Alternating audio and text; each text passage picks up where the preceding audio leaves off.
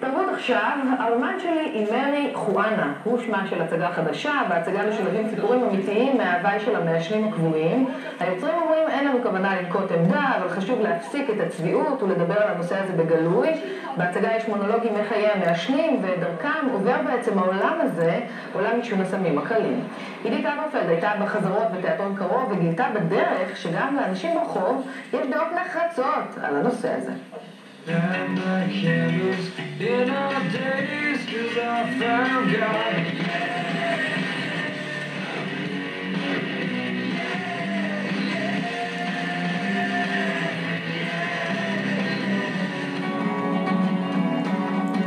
אני קוראים אותי דוד, אני בן 45, נשוי פלוס 2 באושר.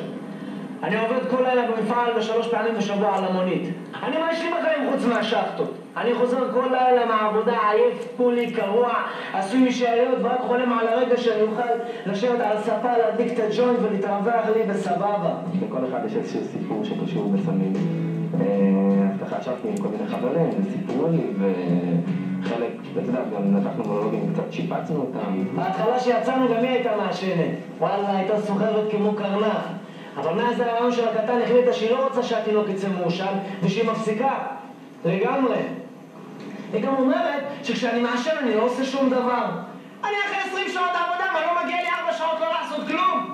מה שאני אוהבת בהצגה הזאת זה שהיא לא נוקטת עמדה. זאת אומרת, היא לא באה להגיד זה טוב, זה רע, זה מדרדר, זה לא מדרדר, שום דבר. זה מה שזה, וזה קיים. אני חושב שההצגה הזאת בעצם מה שהיא עושה, היא מוציאה מהארון את המעשנים. זאת אומרת, היא מוציאה מהארון את הנושא הזה. לפעמים אני הכי מתגעגע לתקופה של ימי הייתה מעשנת. אז בלילה, אם היא נוחרת, אני נושף עליה קצת.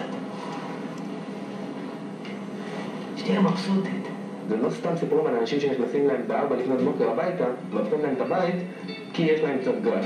אז יש איזה סוג של צביעות בחברה שלנו, שאולי אנחנו נצליח קצת למוסס אותה פה עם ההצגה הזאת. אולי. גיליתי שהדבר שאני הכי מתגעגעת עליו כשאני בלימודים או בעבודה, זה לא כשיקו הכלב שלי, זה! אז ככה יפה שכבר שנה הדבר ראשון שאני עושה הביתה, אני מורידה ראש. אבל הדבר שאני הכי אוהבת לעשות, זה לעשן ולהסתיים.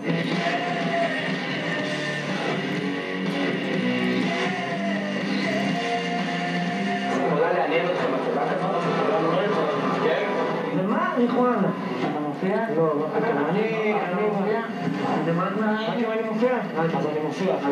איזה גבר, אח שלי.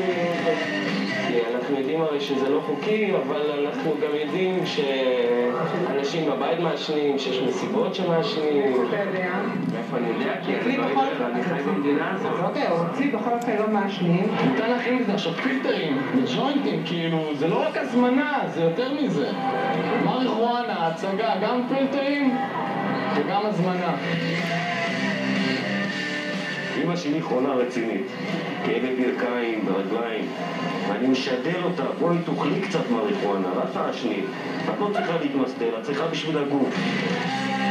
ומה את אומרת על זה? בסדר. יכול להיות. יש הנחה לשוטרים. הנחה לשוטרים. נשען פעם מריחואנה? יש חברים שמעשנים מריחואנה? אתה מעשן מריחואנה? מישהו! מי מעשן? מי מעשן פה? מי מעשן סמים? בנגים? ג'וינטים? מישהו שם אוכל? הלו, יש לו פה מריחואנה בכיס.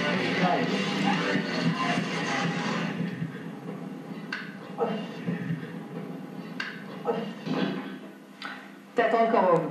ואנחנו עם פינתנו קרובים.